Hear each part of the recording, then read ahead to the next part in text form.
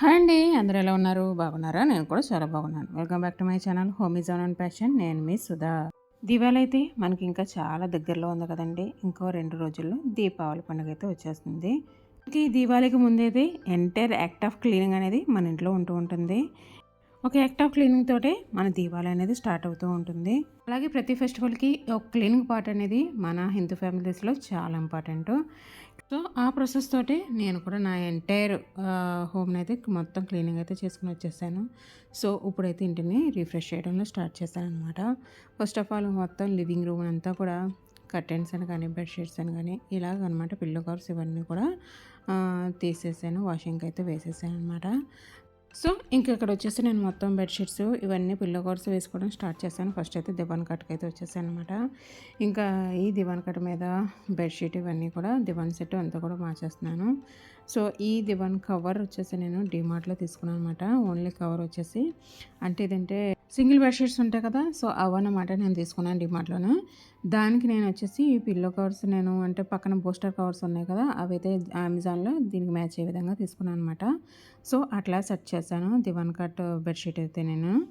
So ఇక్కడైతే మా దివాన్ cut ఎట్లా ఉంటుందన్నమాట, షేప్ వచ్చేసి వెనకాల పై సైడ్లే కాకుండా వెనకాల కూడా మనకి ఒక వర్క్ అనేది ఇచ్చేసి ఉంటుందన్నమాట.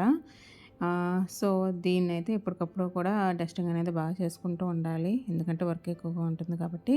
ప్రతి క్లీనింగ్కి కూడా నేను ఎవ్రీడే క్లీనింగ్లో కూడా ఇది ఒక పార్ట్ అనమాట. నాకైతే క్లీనింగ్ అనేది ఉంటుంది వాటికి.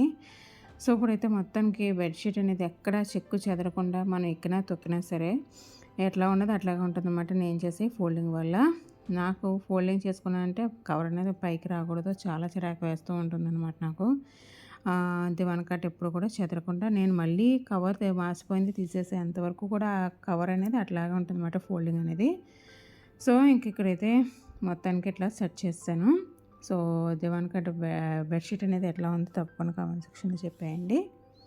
ఇంకా ఈ సెటప్ అనేది మా ఇంట్లో ఇలానే ఉండదనమాట. ఎప్పటికప్పుడు నేను మార్చేస్తూ ఉంటాను. దివాన్ కాట్ ఒక సైడ్కి వస్తూ ఉంటుంది, అట్లాగే సోఫా సెట్ ఇంకో సైడ్కి వస్తూ ఉంటుంది.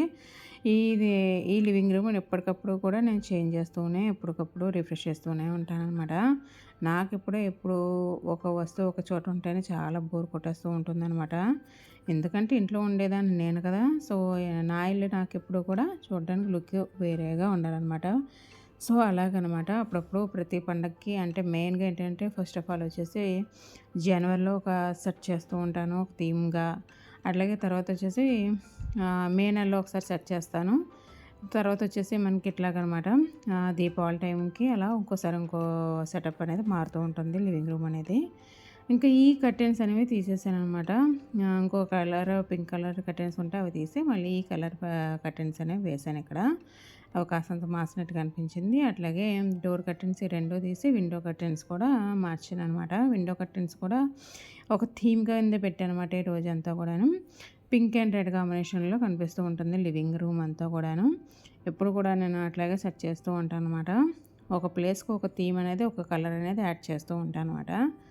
సో దానివల్ల ఏంటంటే లుక్ అనేది చాలా బాగుంటుంది, చాలా వెరైటీగా ఉంటుందన్నమాట. సో అట్లా ట్రై చేస్తూ ఉంటాను. ఇంకా ఇక్కడ వచ్చేసి విండో కర్టెన్స్ అనమాట.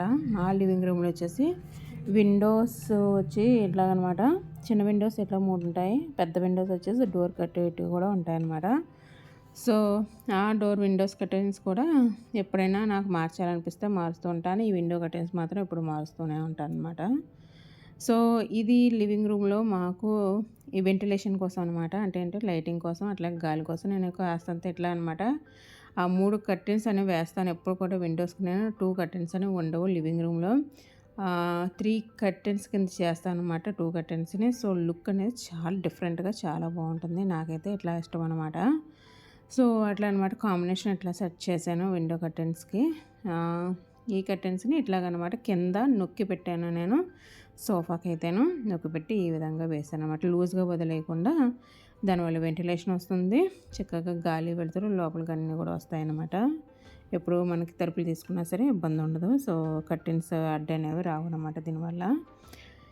ఇంకా ఇక్కడ వచ్చేసి ఇంట్లో కొన్ని పూలు ఉంటే వాటిని ఇట్లాగా చిన్న డెకరేట్ అనేది చేసేస్తూ ఉన్నాను అనమాట. చూసారు కదా మొత్తం లుక్ అనేది మారిపోయింది కదా. నేను ఫాసెట్ కవర్స్ మార్చలేదు. Only divan covers, window and door curtains మాత్రమే మార్చాననమాట. అయితే ఏంటంటే దివాళీ కదా అని చెప్పేసి ఇంకా రకరకాల డెకర్స్ అనేది ఇంకా చేయలేదు నేను. ఓన్లీ నేను ఏంటంటే ఫెస్టివల్ టైంలో, ఫెస్టివల్ రోజు ముందు రోజు మాత్రమే అలా డెకర్ చేస్తూ ఉంటాను. ఏమన్నా చిన్న చిన్నవి హ్యాంగ్ చేయాలనుకున్నా, ఏం చేయాలనుకున్నా సరే. సో సింపుల్గా మాత్రం ఇవాళ మొత్తాన్ని రీఫ్రెష్ చేశాను అంతే. ఇంటిని క్లీనింగ్ మాత్రమే చేస్తాను, ఇంకా మేకోవర్ అయితే చేయలేదు.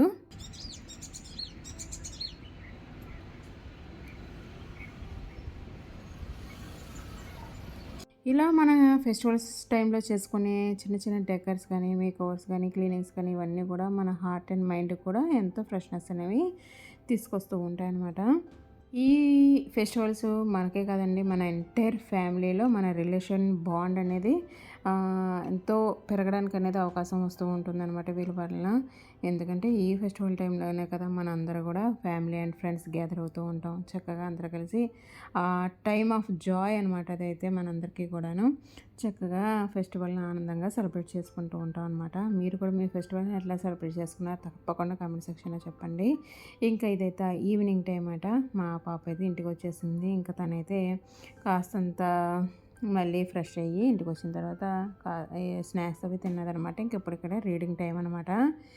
ఇంకా ఏదో సబ్జెక్ట్ ఇచ్చింది నాకు, దాన్ని అయితే చూపించుకోమందనమాట. ఇంకా ఆ పని అయిపోయిన తర్వాత ఇంకా తను పెండింగ్ వర్క్స్ అనేవి ఉంటే దాంట్లో హెల్ప్ చేశాను. ఇక్కడ కొన్ని పేజెస్ అవన్నీ కూడా ఇచ్చిందనమాట.